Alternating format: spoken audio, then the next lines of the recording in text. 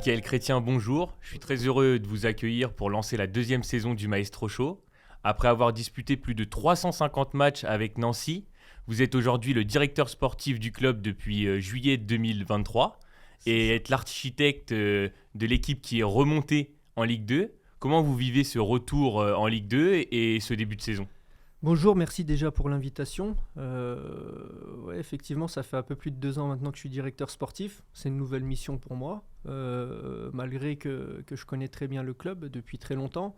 Être aujourd'hui en Ligue 2, c'est forcément quelque chose de très valorisant dans mon rôle, parce qu'il y a peu de temps, on était mal parti, on va dire, et c'est vrai que c'est une grande fierté déjà parce que je pense que la place de la SNL c'est au minimum en Ligue 2, mais je sais aussi que c'est que le début et que maintenant il faut stabiliser. Et comment s'est passé un peu votre premier mercato à ce niveau ? Mon premier mercato, c'était assez particulier. On m'avait un peu briefé sur le fait qu'il y allait avoir plus de frustration que les précédents, tout simplement parce que retrouver la Ligue 2, déjà c'est un niveau supérieur, et en plus de ça, on est moins attractif, même si on a un nom à la base. Quand on était en national, généralement, dès qu'on montrait de l'intérêt, ça répondait assez rapidement en face, ce qui n'a pas forcément été le cas. On a loupé quelques joueurs sur ce mercato, mais on est plutôt satisfait de notre effectif, et c'est vrai que j'ai, entre guillemets, par rapport au mercato précédent, moins recruté. On a moins recruté que le mercato. Donc vous diriez que le prestige du club est un peu moins reconnu en Ligue 2 ? C'est tout à fait normal, dans le sens où, même comme j'ai dit, si on est un club historique, on est un club qui vient seulement de monter en Ligue 2, et qui, entre guillemets, a besoin aussi maintenant de retrouver vraiment une place dans ce championnat-là. Et je suis persuadé que si on arrive à stabiliser les choses, ce sera de plus en plus facile de recruter, d'attirer des joueurs. Et est-ce que vous pouvez nous dévoiler un peu quelques noms que vous avez ratés dans ce mercato ? Le plus gros nom, à mon sens, c'est Taoufik Bentayeb, qui a signé à 3. C'est vrai que je ne sais pas trop sorti, parce que voilà, on est resté assez discret là-dessus. Il a fait le choix de rejoindre 3. Il fait un très bon début de saison. Donc je suis content pour lui. Après, c'est comme ça, hein, on ne peut pas toujours avoir ce qu'on veut. Mais en tout cas, pour ce qui m'intéresse le plus, c'est notre effectif. Et au-delà du recrutement, le mot d'ordre, ça a toujours été de préserver la dynamique. Et du coup, pas tout bouleverser, quoi. Et quel est le coup dont vous êtes le plus fier parmi vos recrues de cet été ? C'est difficile à dire parce que ce sont tous des profils différents, à des postes différents. Et c'est vrai que, en fait, pour moi, le meilleur coup par rapport à notre effectif, c'est pas forcément un joueur qui a signé cet été. Parce que la preuve, hein, il y en a qui jouent, qui commencent à jouer. On a recruté pas mal de jeunes, mais c'est plutôt F. Daouche qu'on a fait signer en janvier, c'est ça. Et l'idée, en fait, autour de cette signature, c'était justement qu'il nous apporte quelque chose immédiatement, mais c'était aussi pour anticiper la suite, notamment une montée en Ligue 2, et justement avoir un garçon qui, entre guillemets, arrivait déjà dans ce championnat avec 6 mois d'intégration dans l'effectif, ce qui était important, et on le voit aujourd'hui, c'est un garçon qui performe, et c'est vrai que la bataille a été rude pour qu'il signe chez nous, mais on a réussi, et moi je suis content par rapport à ce coup-là. Maintenant, tous les garçons qui nous ont rejoints cet été, encore une fois, moi, ce qui me plaît le plus, c'est leur intégration, essayer de les aider, essayer de les mettre dans les meilleures conditions pour qu'ils soient le plus vite intégrés à ce groupe, et essayer justement de se fondre dans ce groupe, parce que notre force depuis 2 ans, c'est le collectif. Et je ne dis pas, les individualités, c'est important. Des fois, on a besoin aussi de petits coups de magie, mais le collectif doit toujours être au-dessus. Et pour revenir à la signature de Zakaria Daouche, c'est un joueur qui explose sur le tard. Quel avait été un peu le process pour le recruter ? En fait, déjà quand il était à Dijon, on était intéressé. On n'avait pas forcément les moyens de se positionner parce qu'il y avait une indemnité à payer. Il est parti en Belgique. J'avais gardé des bonnes relations avec lui durant plusieurs mois, ce qui a facilité les choses parce qu'à partir du moment où il avait senti que ça se compliquait dans son club, c'était pas forcément au niveau de ses performances, mais au niveau du club qui a coulé. On a eu l'info rapidement et du coup on lui a fait comprendre que s'il y avait encore une possibilité de le recruter, on était intéressé, sachant qu'on avait déjà un groupe qui tournait bien et à son poste qui est ailier gauche, on avait déjà Benjamin Gomel. Mais on a fait le choix de le récupérer et de renforcer l'effectif et encore une fois surtout de pouvoir miser sur le moyen terme plutôt que le court terme. C'était vraiment un projet plus long avec lui. Et là cet été vous êtes aussi tourné vers les prêts. Pour vous c'est une solution idoine? Les prêts, c'est toujours forcément, ça fait partie d'un mercato. Un club comme Nancy, les clubs de National essayent beaucoup de faire de prêts, en Ligue 2 aussi. L'année dernière, ça nous a plutôt réussi. Cette saison, on a récupéré Ryan Bamba de Rennes. C'est un joueur qu'on avait ciblé depuis plusieurs mois. Parce que vous l'aviez vu évoluer en national avec Concarneau. Concarneau. Exactement, puis surtout il correspondait au profil de joueur qu'on voulait. Quand on recrute, en général, on essaye toujours de recruter des profils différents.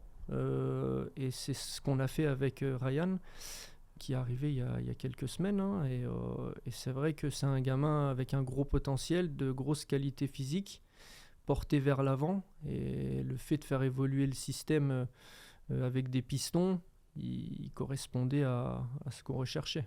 Vous avez aussi pris Patrick Outreau de Strasbourg. Exactement. Donc là, c'est un projet à long terme puisqu'on l'a fait signer 4 ans. Encore une fois, lui, c'est pas parce qu'il a signé qu'aujourd'hui tout repose sur ses épaules. Pas du tout. Il y a un développement, il y a un accompagnement à faire. On veut justement l'accompagner du mieux possible pour qu'il puisse aller le plus haut possible. Et ça reste un jeune joueur qui a fait des bonnes performances récemment.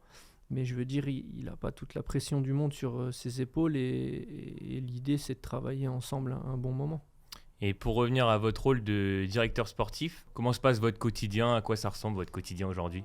Alors en fait, nous déjà, comment on est structuré à Nancy, j'ai la chance de m'occuper de toute la partie sportive, tout le secteur sportif. Et il y a Nathalie Tonnerre qui est dans l'autre branche, dans l'autre secteur du club. Et au-dessus de nous, il y a notre actionnaire principal, le Christian Sud, qui chapeaute l'ensemble. Mais aujourd'hui, mon rôle, une des tâches les plus importantes, c'est le recrutement. Et puis après ça, c'est aussi d'accompagner l'équipe professionnelle. Je suis un relais pour la plupart des joueurs. Aujourd'hui, on a trouvé, on va dire, un équilibre entre le coach, le rôle du coach et mon rôle à moi, ce qui fait que je me rends compte, là où je dépense le plus d'énergie finalement, c'est dans la partie relationnelle, conseil avec les joueurs, la proximité, faire attention, veiller à ce qu'il n'y ait pas des choses qui viennent rendre difficile notre tâche et surtout on va dire des fois c'est des petites choses au quotidien qu'on va observer, un joueur mécontent pour je ne sais quoi, des fois ça n'a rien à voir avec le foot, des fois il y a une méforme, des fois mais et ça vous essayez de savoir qu'est-ce qui se passe tout le temps. Ce sont des sujets qu'on évoque tous les jours avec le coach, le staff, essayer de comprendre pourquoi, qu'est-ce qui s'est passé pour essayer de régler les problèmes. En fait, le fait de les anticiper, ça évite d'avoir des gros problèmes. Et quand je dis gros problèmes, des fois, c'est sûr que quand tu as un groupe de 24 joueurs et que le week-end, t'en as qui restent à la maison, c'est toujours difficile à gérer. Et moi, c'est sur ces joueurs-là où je passe le plus de temps finalement. Je dis pas que celui qui joue, tout va bien. Il y a toujours un travail à faire. Et ça, on s'en rend compte avec le coach. C'est une chose qu'il faut qu'on améliore aussi parce que des fois, quand tout va bien pour un joueur, on a l'impression qu'il n'y a pas besoin de lui parler, que bon, ça va, tout va bien. Mais c'est pas forcément le cas. Des fois, il faut continuer, c'est comme ça. Mais c'est vrai que ceux qui vivent mal une situation, on essaye de les convaincre que à un moment ou à un autre, ils vont être importants pour l'équipe, que la saison est longue et qu'il ne faut pas qu'ils perdent confiance en nous et vice-versa. Et du coup, tout ça, ça s'entretient au quotidien. Du coup, votre bureau est toujours ouvert. Toujours, j'aime bien travailler justement avec la porte ouverte. Et je pense que c'est important parce que un joueur, il y a certains joueurs, ils ont une facilité à venir vers nous pour évoquer les sujets et d'autres non, il faut aller un peu les chercher. Et je pense que c'est important. Après, le bureau, c'est pas forcément là en tout cas, moi, je fais les entretiens. Des fois, c'est un petit mot à la fin d'un entraînement, Sur le à la banc. sortie du vestiaire. Il n'y a pas vraiment de moment. Et même, je pense que c'est important des fois de sortir du cadre professionnel et d'être plutôt dans une relation amicale que dirigeant-joueur. Et ça vous plaît, cette partie un peu psychologie avec les joueurs? Quelque chose que vous découvrez, parce que quand vous étiez joueur, peut-être que vous prêtiez pas forcément attention à ça. Ça me plaît énormément. Après, je pense que ça a vachement évolué. À l'époque où je jouais, après, peut-être que je ne m'en rendais pas compte, mais en parlant avec le coach, il me l'a confirmé. C'est que quand il y avait le groupe, ceux qui n'étaient pas dans le groupe, ils n'avaient pas forcément le besoin d'aller voir le coach ou d'avoir des explications. C'est plus récent, c'est avec la nouvelle génération. Ouais, la nouvelle génération, on trouve que ça a vachement changé. C'est pas moins bien, hein, c'est juste différent, il faut s'adapter. Et pour moi, c'est nouveau et je pense que je suis entre les deux générations. C'est ce qui fait que je pense que ça fonctionne aujourd'hui. Et je vois dans pas mal de clubs, un peu, c'est ce qui se fait. C'est des joueurs qui ont arrêté il y a quelques saisons, qui ont pris le relais. Je pense que c'est important. J'ai déjà eu des discussions avec mon coach Pablo Correa qui me disait des fois quand il y a des événements justement de communication ou les caméras qui doivent entrer dans le vestiaire ou autre chose, lui forcément il est toujours un peu plus réticent parce que c'est nouveau, c'est différent. Et il m'a lancé une phrase la dernière fois que j'ai retenue entre guillemets. Il m'avait dit s'il y a des choses comme ça à mettre en place, fais-le, parce que si vous me demandez mon avis, je vais dire ça sera non. Et en fait, il a dit, j'ai pas forcément les raisons, c'est juste que je suis un peu dépassé par tout ça et que voilà, c'est normal de s'ouvrir, mais lui, il a un peu plus de mal là-dessus. Parce que vous êtes plus ouvert. Plus ouvert, j'ai un rôle différent déjà, mais Pablo, c'est quelqu'un qui préserve énormément, qui protège énormément l'effectif dans toutes les situations. Et vraiment, ouais, il est très protecteur avec les joueurs et je pense que tout ce qui arrive de l'extérieur, il a un peu plus de mal. Et puis surtout, lui, où il veut dépenser son énergie, c'est sur les joueurs, sur le sportif. Mais après, ça, c'est pas forcément quelque chose de l'ancienne génération parce que par exemple, Antoine Sibierski à 3, il est pareil, il veut que son vestiaire soit fermé, qu'il n'y ait pas forcément accès à la presse. Donc, ça, c'est plutôt une façon d'être. Oui, et ce que je peux dire là-dessus, on l'a vécu aussi, c'est que quand tu ouvres la porte à l'extérieur, entre guillemets, il faut faire attention à tout contrôler, ça va vite, un gros mot, un truc déplacé, un bad buzz, ou voilà, et puis des fois c'est un peu se mettre des bâtons dans les roues tout seul. Après, je pense que c'est aujourd'hui important de s'ouvrir pour montrer un peu le quotidien d'un club, d'un vestiaire, notamment par rapport aux gens qui nous suivent, qui ont envie d'en voir un peu plus. Donc il y a un juste milieu à trouver et donc on le fait, mais c'est vrai que à petite dose, on va dire. Moi, j'essaye de préserver l'équilibre entre justement le sportif et tout ce qui se passe à l'extérieur, parce que je sais aussi que mes collègues du service communication avec les sponsors, les partenaires, etc., il faut quand même savoir les intégrer et pour aller derrière... savoir un peu donner à manger à tout le monde. C'est ça, voilà. Donc il y a un équilibre à trouver dans tout ça. Et d'où vous est venue cette volonté de devenir dirigeant ? Les choses me sont tombées dessus un peu par hasard finalement, parce que quand je signe en juillet 2023, alors moi j'étais sorti du football entre guillemets après l'arrêt de ma carrière en 2018. J'ai été notamment propriétaire et gérant d'un restaurant. J'ai des À boutiques, Nancy. oui, exactement. J'ai des commerces avec ma femme. Et en fait, j'étais en train de passer ma licence d'agent. Je conseillais déjà quelques gamins, des jeunes, mais vraiment que du conseil en tant qu'ancien joueur. Et au moment où le club est repêché en juillet 2023, à ce moment-là, c'était Benoît Pedretti le coach. Il y avait aussi la cellule de recrutement avec qui j'avais des très bonnes relations. J'avais des échanges avec eux régulièrement entre guillemets, en discutant, je leur avais proposé de leur donner un coup de main, mais c'était vraiment juste comme ça, avec mon réseau d'anciens joueurs aussi, et puis peut-être essayer de leur trouver des joueurs, sachant qu'il fallait construire une équipe en peu de temps, en 2-3 semaines. Et en fait, je propose Cheikh Touré à travers un ami à moi, en disant qu'il fallait peut-être se pencher sur son cas parce que c'était un joueur qui semblait intéressant, qui venait de National 2, qui avait performé à ce niveau-là, qui avait marqué beaucoup de buts. Et en 48 heures, ça a avancé. Et finalement, de fil en aiguille, Benoît Pedretti a parlé de moi aux propriétaires, en leur disant que voilà comment on a avancé sur tel joueur. Mais moi j'avais vraiment j'étais pas agent, rien du tout, hein. Ouais, J'étais c'était vraiment un la rôle consultation, de quoi. conseil et d'accompagnement, d'aide, on va dire, pour le club. Donc j'étais pas vraiment demandeur, et en fait en une semaine je me suis retrouvé directeur sportif après avoir passé des entretiens, etc. Mais au début, moi, c'était plus une question, une mission d'aide finalement pour le club, pour aider le club, mon club de cœur. Et je me suis retrouvé en poste parce que voilà, mon profil correspondait à ce que les actionnaires voulaient. Et puis de là, ça a été une nouvelle aventure. Donc j'ai commencé sans réelle expérience dans ce milieu-là. Mais en général, j'ai une faculté d'adaptation, et surtout, je pense que mes expériences diverses, notamment en dehors du football, Ouais. m'ont aidé aussi à prendre mes marques rapidement Et et à sur quel point pouvoir. ça vous a aidé? Quand tu es gérant, entre guillemets, propriétaire, gérant d'entreprise, il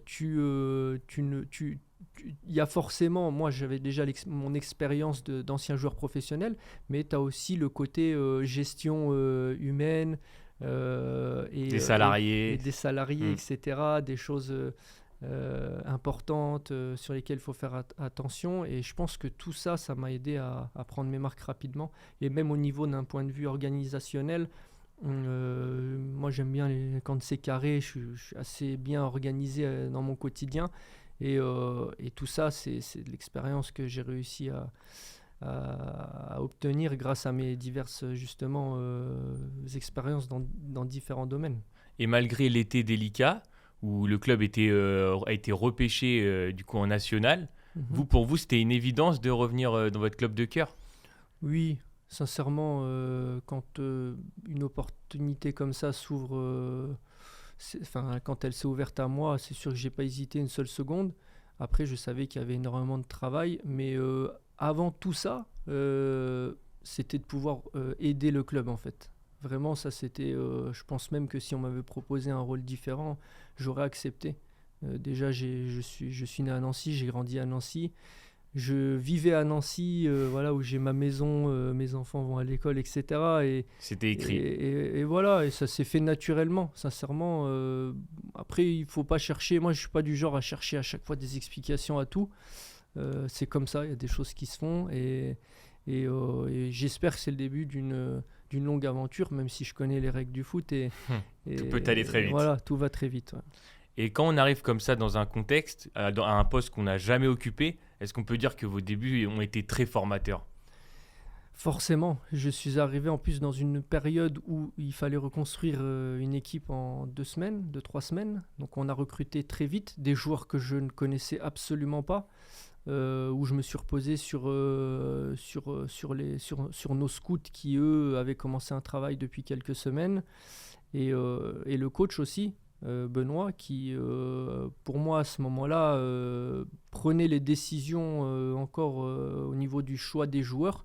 Moi, je lui soumettais, mais on n'était moins dans l'échange que maintenant, c'est-à-dire que lui, il était déjà en poste depuis un petit moment. Il a fait énormément pour le club aussi durant cet été-là. Et moi, je ne pouvais pas arriver et tout bouleverser et dire ça y est, c'est moi qui décide. C'est pas du tout fait comme ça. Donc, j'ai fait confiance aussi aux gens en place au moment-là sur les recommandations qui ont été faites. Et j'ai pris le relais sur la partie négociation, etc. Donc, ça a été, on va dire, énormément de travail dès l'arrivée. Et il y avait aussi toute la partie aussi juridique, puisqu'on était dans une grosse période de licenciements et de problèmes juridiques divers Parce dont que je le club m'occupais pas. avait été repêché parce qu'il était initialement relégué financièrement par la DNCG. C'est ça, il y a eu cet épisode-là, donc on était encadré déjà. Donc Mhm. ça donnait des budgets très limités pour recruter, mais je dis pas que c'était un mal pour un bien, mais le fait d'avoir un cadre, des fois, c'est pas Ça vous a amené de forcément la une structure. contrainte. Voilà, parce que tu connais ton cadre Tu peux et pas faire de folie. voilà, donc tu peux pas péter un câble et faire nimble. Donc ça, c'est le bon côté des choses, on va dire. Et ça nous a permis justement de recruter aussi des joueurs qui venaient pour un intérêt sportif avant tout. Et ça, j'ai apprécié en fait cette partie-là, puisque quand tu arrives et que tu mets les bases, tu dis nous on est encadré, voilà, le début, c'est déjà le début de la discussion. Donc Ça sera comme si ça. tu Et puis, t'attends ouais. à des trucs extraordinaires, on va perdre du temps à discuter ensemble. Du coup, ça m'a plu parce que à moi, ça m'a donné des arguments très forts finalement pour engager des discussions et des négociations. Et je pense que c'était très formateur. Et ça l'est encore, j'en apprends tous les jours. Hein, mais Et est-ce qu'à vos débuts, vous avez un peu été épaulé ou est-ce que vous avez reçu des conseils de la part d'autres dirigeants? énormément. Alors déjà, moi, je suis très ouvert sur ce qui se passe à l'extérieur.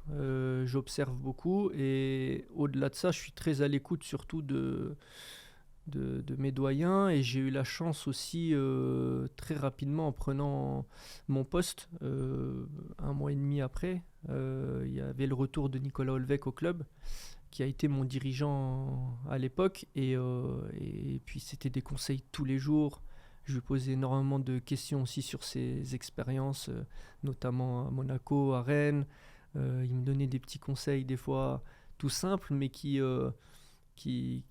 m'aident au quotidien. Et surtout, ça m'a réconforté dans ce que je pense, mais ce qui est difficile à mettre en place dans le foot, ce qui est difficile, c'est que il m'a dit que lui, s'il a réussi, c'est par rapport, on va dire, à ses qualités humaines et être quelqu'un d'honnête, de bien.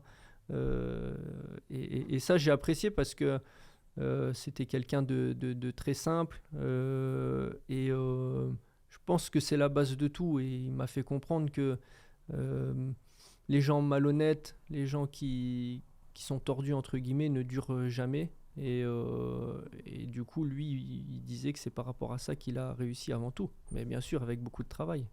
Quel conseil vous a le plus marqué de sa part? Alors, ce que j'ai apprécié aussi, c'est difficile à faire, mais en tant que dirigeant, on doit savoir le faire. Un de ses meilleurs conseils, c'était quand on nous demande quelque chose, il faut toujours dire non. Parce que pour dire oui, on a toujours le temps d'y revenir. Et ça, c'est quelque chose que vous appliquez toujours? Pas toujours, mais des fois il faut.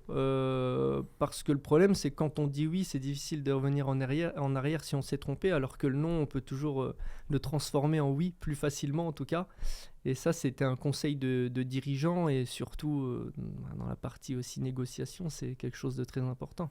Ouais, il est décédé en 2024 à la suite d'une longue maladie. Oui. Est-ce qu'aujourd'hui, vous en faites encore une force? Vous y pensez? Bien sûr, on parle tout le temps de lui avec les dirigeants, avec Nathalie Tonnerre aussi, ma directrice administrative et financière, qui était très proche de lui.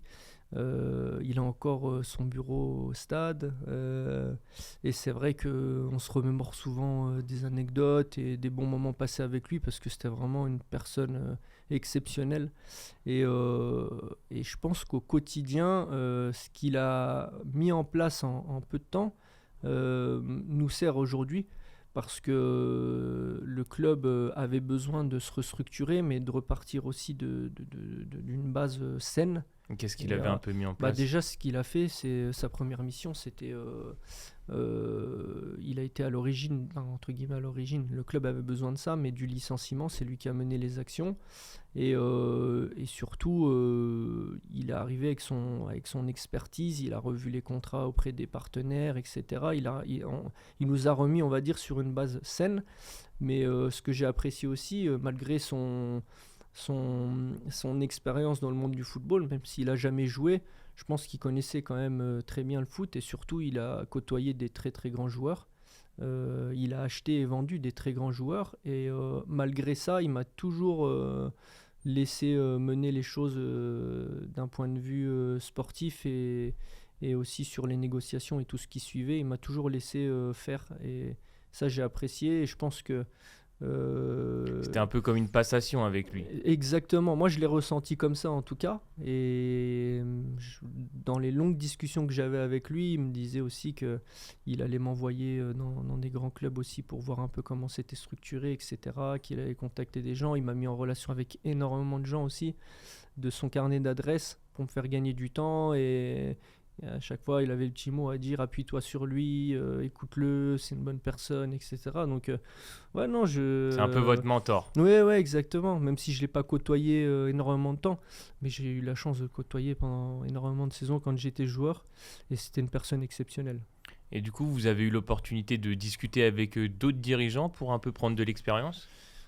C'est au quotidien, mais bon, je suis en relation avec pas mal de directeurs sportifs d'autres clubs, que ce soit du niveau national encore, qui étaient encore mes collègues il y a quelques temps, et puis d'autres de Ligue 2, de Ligue 1. Et c'est vrai que j'ai aussi, on va dire, comme j'ai dit tout à l'heure, moi je suis très à l'écoute et j'ai pas une fierté mal placée. Quand j'ai besoin de savoir quelque chose, j'appelle. Je demande conseil, On vous je répond, veux vous savoir répond comment pas. ça se passe. Voilà, on me répond c'est bien. Et puis des fois, on me répond des choses où je suis pas forcément totalement d'accord parce que euh, notre contexte est forcément différent des leurs et s'adapte pas, le conseil ne s'adapte pas forcément non plus dans notre situation. Mais moi, je suis à l'écoute, j'aime bien, je suis curieux, j'aime bien savoir ce qui se passe ailleurs, etc. Et des fois, c'est des petits trucs bêtes, mais même une question juridique, tout simplement, parce que forcément, le juridique, c'est quelque chose de très important sur la partie contractuelle, entre autres, ou même règlement, les règles du foot, etc. Donc, j'aime bien écouter. Et là, donc vous remontez en Ligue 2. Est-ce qu'il y a certains clubs un peu qui vous inspirent par rapport à ce qu'ils ont fait? On peut penser à Dunkerque, même à Troyes qui a failli descendre et qui est finalement reparti de zéro et qui là est en tête du championnat. Ouais, Troyes fait un très bon début de saison. Je pense pas vraiment qu'on peut s'identifier à eux aujourd'hui. Déjà parce qu'ils n'ont pas les mêmes moyens. Ils ont pas mal de jeunes aussi qui performent actuellement. Et ils ont les moyens justement de les accompagner, etc. Je pense que le chemin d'un club comme Dunkerque, justement, qui est remonté il y a peu de temps, qui est en restructuration. J'ai eu la chance de visiter, enfin de voir leur stade quand on est allé jouer. Des clubs comme Pau, Annecy, voilà, c'est des clubs aujourd'hui qui, entre guillemets, moi je regarde beaucoup ce qui se passe chez eux parce que les saisons passent, ça se Ils arrivent à structure, se stabiliser dans la ils division. se stabilisent, ils arrivent toujours à recruter des joueurs intéressants, à faire des bons coups. Et je pense que, ouais, je pense que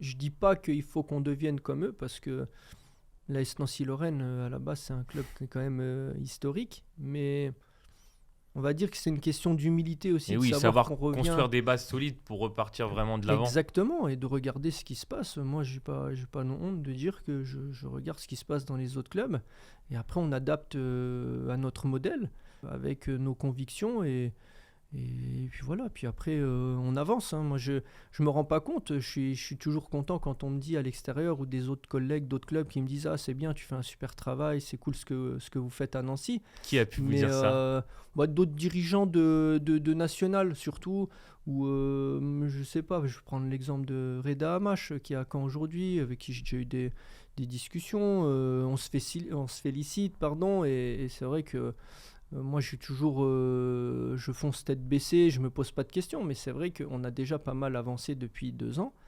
Mais je sais aussi qu'on peut continuer à travailler, à continuer à grandir surtout.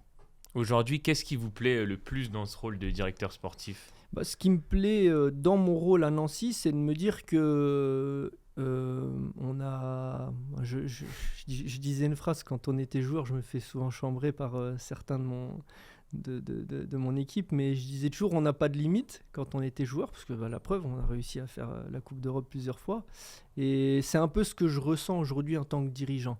C'est que forcément on fait avec nos moyens, on avance peut-être doucement, moins vite que certains, mais je sens qu'il y a il y a la place pour grandir, pour structurer les choses, pour se développer. Et on a des bons exemples de clubs qui sont revenus très très forts, qui ont galéré. Je pense à Lens, à Strasbourg, même si aujourd'hui Strasbourg a d'autres moyens, mais avant d'être achetés, ils étaient déjà revenus en Ligue 1, ils avaient mis des choses en place très fortes. Et c'est un peu les exemples que je prends si je dois parler des grands clubs aujourd'hui. Vous avez été à l'origine du retour de Pablo Correa en novembre 2023 à la place de Benoît Pedretti. Mhm. Pourquoi vous étiez convaincu que c'était le bon choix? Je pense qu'on avait besoin d'un profil différent, d'un discours différent. Je pense que pour Benoît, ce qui n'était pas évident déjà, c'est le contexte. Parce que, comme je l'ai dit, on a été repêché. Il a eu peu de temps pour mettre des choses en place, pour travailler.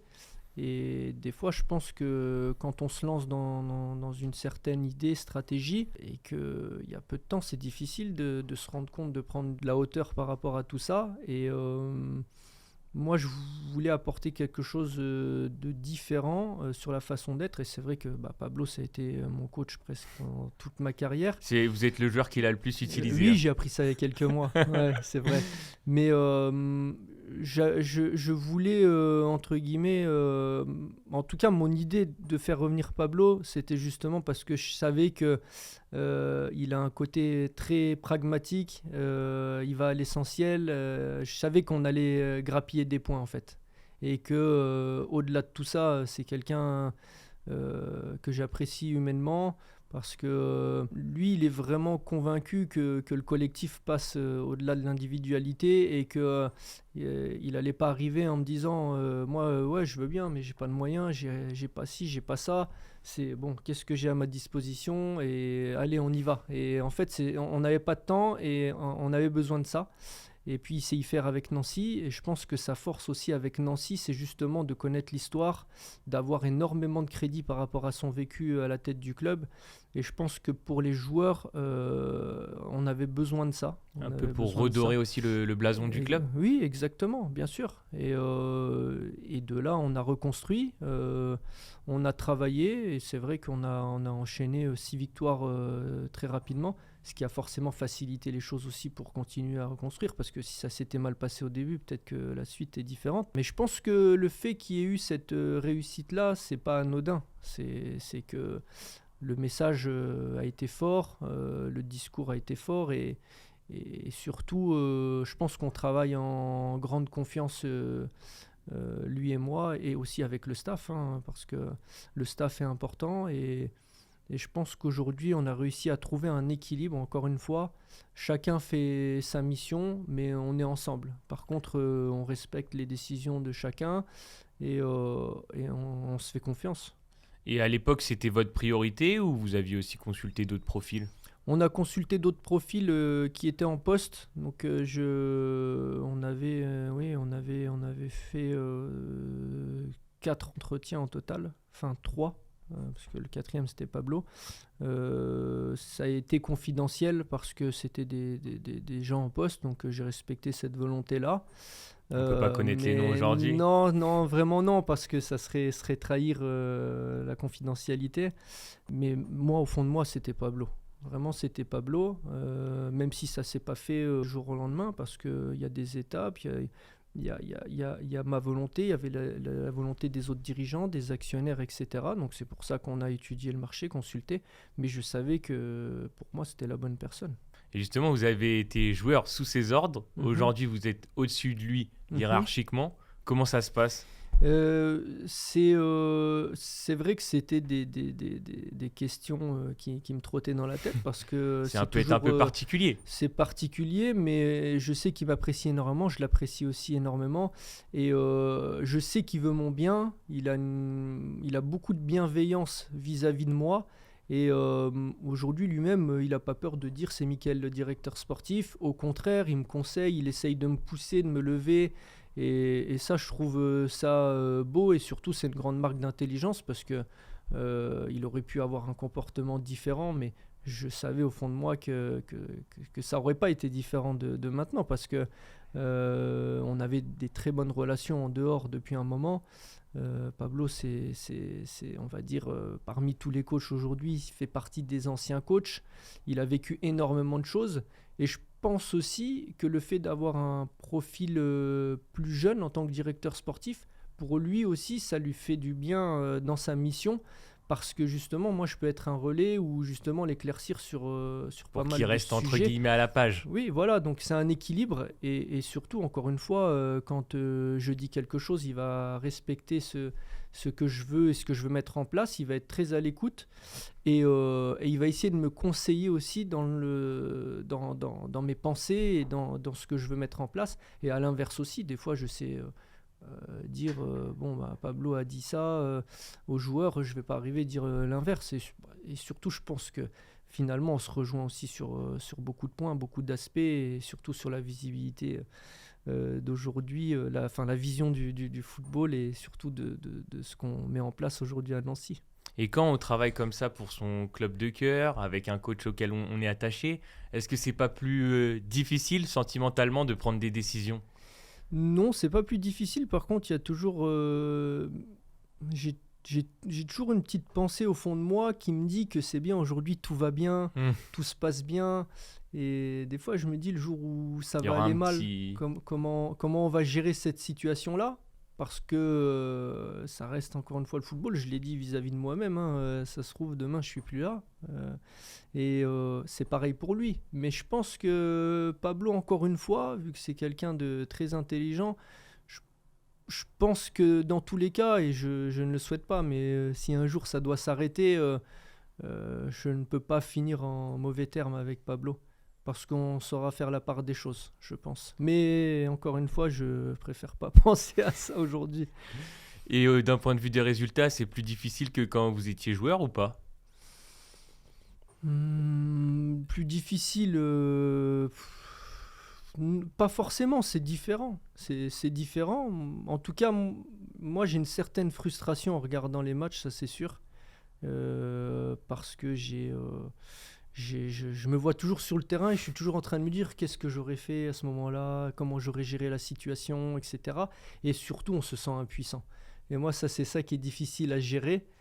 Et La frustration. la frustration et de se sentir impuissant et de plus pouvoir aider l'équipe. En fait, j'ai fait mon rôle, j'ai eu mon rôle, le recrutement, l'accompagnement, les conseils, etc. Mais à partir du moment où le match commence, on se sent dans une situation d'impuissance. Et ça, j'ai un peu de mal. Ça va venir. Oui, oui.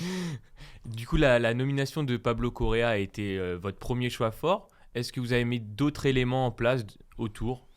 Alors, donc il y a eu Pablo, il y a eu qui est arrivé avec son staff aussi, notamment Adrien Sarkissian, avec qui j'ai joué, qui est le coach adjoint aujourd'hui. Ça, c'était sur la partie sportive. Dans la partie, dans l'autre partie sportive, il y a la cellule de recrutement. C'est pas forcément des choix forts, mais on a remis des process de recrutement en place. Quand je dis remis, c'est peut-être mis simplement parce que je n'avais pas idée de ce qui était mis en place avant. Ça a vachement bougé. Je sais que pendant un moment, les choses ont été faites différemment. Il n'y avait pas forcément de process. Le recrutement a été fait essentiellement sur du réseau. Et moi, ce n'était pas forcément ma vision des choses. Je pense qu'un bon recrutement, ça se prépare, ça se travaille. Et surtout, ça s'anticipe. Et ça, c'est le mot anticipation pour moi dans le recrutement, c'est le plus important. Et pour arriver à ça, il faut forcément avoir un temps d'avance. Et vous travaillez combien de temps à l'avance vos dossiers? On est déjà aujourd'hui en train de travailler sur, je vais pas dire l'été prochain, mais bon, on regarde ce qui se passe. C'est découpé en plusieurs tranches. La première, quand le championnat commence, ça va être jusque cet hiver, c'est de dégrossir, de regarder un maximum de matchs, de joueurs. Après, il y a une partie aussi qui s'est intégrée et qui s'intègre de plus en plus dans le monde du football, c'est la data.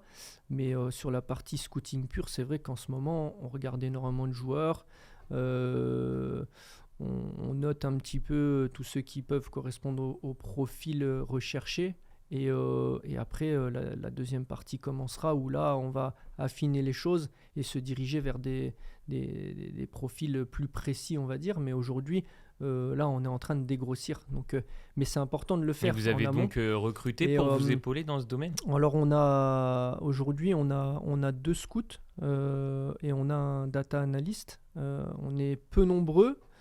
Il y a un scout qui est essentiellement sur la partie ouest de la France et l'autre scout qui est au club depuis très très longtemps, qui s'appelle Laurent Moracchini, qui lui fait le national, la Ligue 2, mais plutôt le national 2 parce qu'on pense aujourd'hui que je ne vais pas dire que les meilleurs coups à faire pour nous sont dans ces divisions-là, mais il y a toujours des joueurs qui arrivent à passer au-dessus et qui ont un potentiel énorme à développer, à structurer, des joueurs qui ont été à un moment donné en situation d'échec, qui ne sont pas forcément passés professionnels, mais qui ont eu cette formation-là. Et je pense que l'esprit revanchard aussi, c'est important chez les joueurs, et de se dire que tiens, j'ai une deuxième chance, faut pas que je la loupe. Je pense que tous ces éléments-là, ça correspond aux valeurs du club et puis au-delà de ça, c'est des joueurs aujourd'hui qui sont plus facilement à notre portée aussi. Financièrement. Et c'est pour ça que je disais, quand je parle d'Annecy, Dunkerque, Pau, etc., on n'a qu'à voir cet été comment ils ont recruté. Surtout Pau, Annecy, c'est souvent des joueurs qui arrivent pas mal de prêts pour Pau. Et les Pau pour prêt, effectivement, mais ils ont recruté aussi en national. Et s'ils le font, c'est pas pour rien. C'est parce que voilà, ils savent aussi que c'est des joueurs qui vont, entre guillemets, ce qu'ils cherchent là-dedans, c'est que ces joueurs-là soient de passage pour à un moment donné rapporter aussi au club.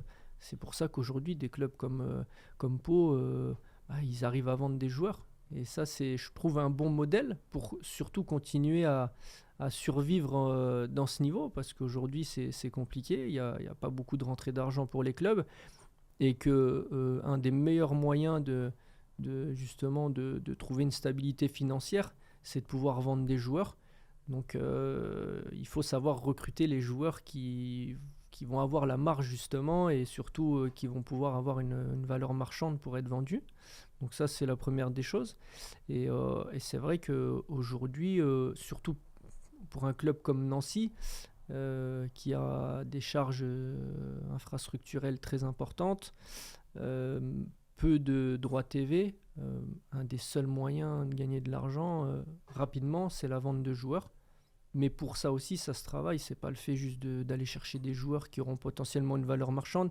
Il y a aussi le fait de se dire qu'il faut un noyau, il faut une base très très solide avec des joueurs d'expérience plus matures qui vont justement permettre aussi d'accompagner ces joueurs plus jeunes avec un gros potentiel, mais qui ont besoin d'être structurés, qui ont besoin d'être cadrés pour justement pouvoir se développer au mieux dans de bonnes conditions et être vendus. Et je pense aussi que ce qui est important, c'est de ne pas s'attacher aux joueurs. Quand on a des très bons joueurs, on veut toujours les garder d'un point de vue sportif, parce qu'il y a des résultats à voir. Mais aujourd'hui, il y a beaucoup de paramètres à prendre en compte aussi, et notamment le fait que les clubs ont besoin d'argent. Il faut être prêt à laisser partir les joueurs une fois qu'ils ont explosé. Exactement, et que encore une fois, pourquoi je parlais d'anticipation, c'est d'essayer toujours d'avoir un temps d'avance. Quand on laisse partir un joueur, on doit déjà avoir une liste de quelques prétendants pour remplacer. Des prétendants qui sont accessibles, bien sûr. Et du coup, pour ça, vous regardez combien de matchs par semaine en ce moment ? C'est difficile à dire, ça varie, mais bon, c'est vrai que déjà tous les matchs du week-end en général, on se les regarde. Bon, aujourd'hui, on a des outils aussi qui nous permettent de les regarder plus rapidement, hein, Hmm. mais on regarde déjà tous les matchs de national.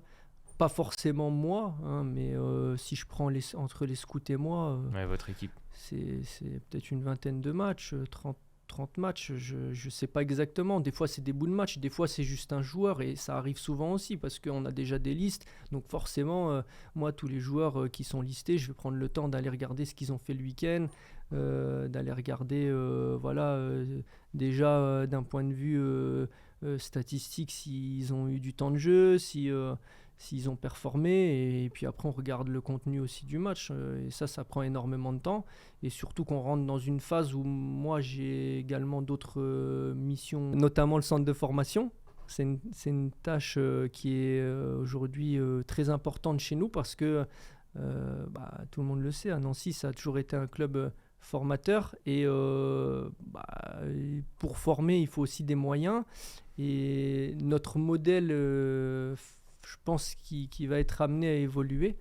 C'est quelque chose que Et vous voulez remettre au goût du jour. ça fait partie de l'ADN nancéenne, mais je pense qu'il a aussi besoin d'être revu pour plusieurs raisons. Déjà, de une, on a des installations qui sont assez vieillissantes. Ça coûte très cher de rénover.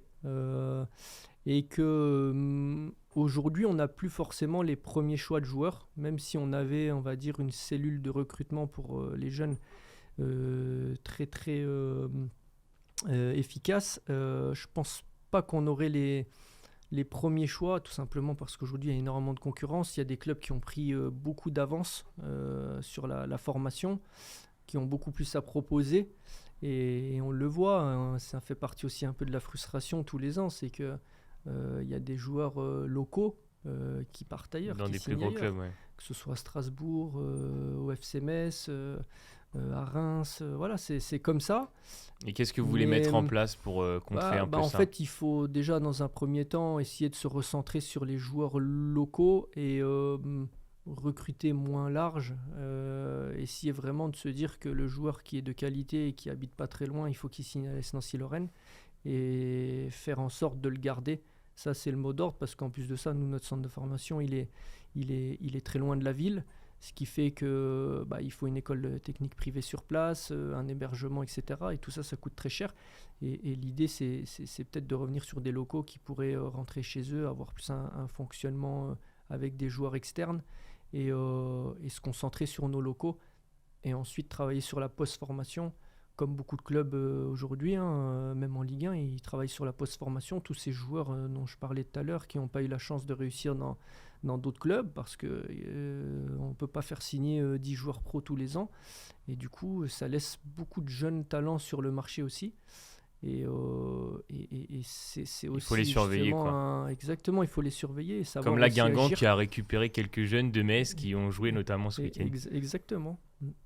Et est-ce que parmi les nouveautés que vous avez voulu mettre en place, est-ce que vous avez aussi pensé à prendre un directeur de la performance ou à étoffer le staff sportif? Alors, il y a des grandes réflexions actuellement. Notre staff n'a pas forcément énormément évolué jusqu'à présent. On a des discussions autour de tout ça. On aimerait bien renforcer déjà le staff, Technique. technique, exactement. Parce qu'aujourd'hui, le recrutement, c'est une part du travail. Oui, on essaye toujours de recruter les meilleurs éléments qui correspondent à ce qu'on veut mettre en place. Mais le développement et la performance sont aussi des choses très importantes. Et surtout, moi je suis persuadé qu'un joueur qui a un potentiel, si on ne fait pas le nécessaire aussi pour le mettre dans des bonnes conditions et lui donner les outils, on en fera un joueur moyen, et du coup il n'y a aucun intérêt. Donc l'idée, c'est de pouvoir se donner les moyens aussi d'obtenir le meilleur de chacun des joueurs, et exploiter à fond leur potentiel. C'est toujours ce qui est recherché. Enfin, en tout cas, c'est ce qu'on espère mettre en place, et surtout se donner les moyens pour ça. Et Et pour pouvoir évoluer, il faut aussi stabiliser l'équipe première et notamment ce championnat qui est en cours et qui nous permettrait aussi d'avoir un petit peu plus de visibilité sur la suite. Donc il pourrait y avoir des nouveautés dans le stade dans la saison. C'est l'idée, en tout cas, ce qui est bien, pour rejoindre ce que je disais tout à l'heure, c'est que c'est ça qui me plaît aussi à Nancy aujourd'hui, c'est qu'il n'y a pas énormément de choses encore en place. Il y a tout à écrire. Et il y a tout à écrire et surtout de la façon qu'on veut. Ça, c'est bien. Et là, en voyant le chemin parcouru depuis votre arrivée au club, quel sentiment avez-vous ? Il y a un sentiment de fierté, déjà de une, parce qu'on on a frôlé la catastrophe et qu'aujourd'hui, ce qui me fait le plus plaisir d'un point de vue extérieur, c'est que aujourd'hui on reparle de Nancy pour des résultats sportifs. Je pense qu'on montre un club qui commence à être structuré, qui a une identité, qui renaît tout simplement et qui est sur une très bonne dynamique. Et ça, je suis content parce qu'en général, quand on parle des clubs qui ont l'historique de Nancy, surtout après ce qui s'est passé, on est toujours à la recherche des petits trucs qui se passent à droite à gauche et nous aujourd'hui on est concentré à nouveau sur le sportif et sur notre bonne dynamique et moi c'est la seule chose qui m'importe. Et est-ce qu'on peut dire que Michael Chrétien a redonné le sourire à beaucoup de monde ? Pas vraiment parce que vraiment même si j'ai eu forcément mon importance, je vais pas dire le contraire, j'ai toujours eu un esprit collectif. Et pour moi, c'est un travail de beaucoup de personnes dont je suis fier de faire partie, mais c'est pas moi. Je le sais au fond de moi, en tout cas, moi, mes valeurs, c'est comme ça, c'est que c'est pas moi et sans les autres, on peut rien faire. On a toujours besoin de s'appuyer sur des gens compétents, mais je pense qu'au-delà des qualités, j'ai 2 ans d'expérience dans le métier, je pense que c'est plutôt une question de valeur, encore une fois, et d'honnêteté, de faire les choses avec bienveillance, avec conviction. Et après, comme j'ai l'habitude de dire aussi à certains agents qui ne comprennent pas pourquoi on ne recrute pas leurs joueurs, ça arrive, on peut se tromper, hein. C'est nos choix. L'erreur est voilà. humaine, hein. Exactement, et des fois, nous on voit des choses différentes, on n'est pas d'accord sur tout, et on fait nos choix, on les assume, on avance. Et puis après, forcément, on corrige. Des fois, on s'est trompé. Des fois, on se trompe. Des fois, on a raison. C'est comme ça. Mais il faut faire les choses avec conviction et foncer. Mais entre vous et Pablo, il n'y a pas mieux pour incarner la SNL. C'est vrai que je vois pas là-dessus comment on pourrait faire mieux. Ça, c'est sûr. Et quels sont un peu vos objectifs à court et long terme pour la SNL ? Le court terme, c'est déjà stabiliser, continuer à pérenniser le club en Ligue 2 et surtout garder du calme. C'était déjà un peu le mot d'ordre en national. Je pense qu'au-delà des joueurs, il y a la direction, il y a les supporters, il y a l'environnement, les partenaires, les sponsors. On avait besoin de retrouver un petit peu de sérénité, je pense, globalement. Et après, c'est reconstruire, continuer à reconstruire. On n'a pas voulu casser la bonne dynamique, donc c'est pour ça qu'on n'a pas trop bouleversé l'effectif. Mais c'est sûr qu'à terme, il faut avoir des ambitions aussi. Les ambitions, je veux dire, presque tous les clubs rêvent d'aller dans l'élite du foot. Mais je pense que déjà en Ligue 2, il y a déjà des bonnes choses à mettre en place, à construire, pour évoluer, entre guillemets. Et déjà redevenir un très bon club de Ligue 2, déjà. Ça sera d'abord le maintien cette saison ? C'est le maintien, parce que quand tu arrives de national, tu peux pas prétendre à autre chose. Si on avait eu 50 millions de budget, oui, mais c'est pas le cas et je les veux pas forcément. On n'a jamais été demandeur d'autant parce que je pense encore une fois que ce qu'on a commencé à mettre en place maintenant depuis 2 saisons, il y a une suite dans tout ça, mais c'est lié. Ce que je veux dire par là, c'est que quand on a recruté en juillet 2024, on était dans une projection de se dire déjà, si on a la chance d'atteindre nos objectifs de monter en Ligue 2, parce qu'on avait annoncé nos objectifs, est-ce que ces joueurs-là, ils ont la possibilité de continuer avec nous ? Et aujourd'hui, la preuve que oui, puisque Ils sont toujours là. Donc c'était déjà dans cette vision plus lointaine des choses que de se dire on recrute à court terme et après on reconstruit tout. C'était pas la volonté et du coup je pense que tout ça c'est lié, mais c'est sûr qu'à un moment donné il y a des joueurs qui vont plus faire performer que d'autres et si on veut entre guillemets continuer à faire évoluer les choses, il y aura encore des choses à améliorer avec de nouveaux joueurs, peut-être des joueurs qui partiront. Mais c'est comme ça, c'est le football, hein. Et pour le retour en Ligue 1, vous vous donnez une date ou ça arrivera quand ça arrivera? Non, absolument pas. Après, aujourd'hui, on a aussi des propriétaires avec des attentes, ce qui est Parce normal. que quand le club avait t'investis. été repêché, eux, ils avaient parlé de 4 saisons, 4-5 ans. Oui, bien sûr. Après, les choses vont tellement vite dans un sens comme dans l'autre. C'est sûr que je trouve que c'est important quand même de se fixer des objectifs, des ambitions. Et c'est pas non plus un manque d'humilité à un moment donné de dire bon, l'objectif c'est d'aller en Ligue 1. La preuve, la saison dernière, c'est ce qu'on a fait, hein. Très tôt, on avait dit l'ambition c'est de remonter en Ligue 2. Mais pour moi, c'était compatible avec l'humilité dans le sens où il y avait des raisons pour cela. Déjà, de une, c'est qu'un club comme Nancy euh, n'a pas sa place en national. Ce que je veux dire par là, c'est que les charges, encore une fois, tout ce que ça implique et comporte, un club comme Nancy, c'est pas viable en national. Et à un moment donné, si tu retrouves pas au minimum la Ligue 2, c'est difficile de continuer. On a l'exemple avec plein de clubs. Aujourd'hui, le FC Sochaux, il y a beaucoup de clubs dans cette situation-là. Dijon, Caen, Valenciennes, on peut en citer plein. Mais ce que je veux dire par là, c'est que quand on a dit on veut remonter en Ligue 2, on avait des raisons et c'est le message qu'on a fait passer aussi à l'extérieur et surtout aux joueurs de se dire il y a des ambitions, on veut jouer la montée en Ligue 2, on ne sait pas si on va réussir, mais en tout cas, on va y aller et on va se donner les moyens de le faire, mais déjà avant tout par le travail, parce que c'est pas parce qu'on s'appelle Nancy que on va nous donner les choses. Donc c'était un peu la même chose et je vais dire aujourd'hui, si demain on a des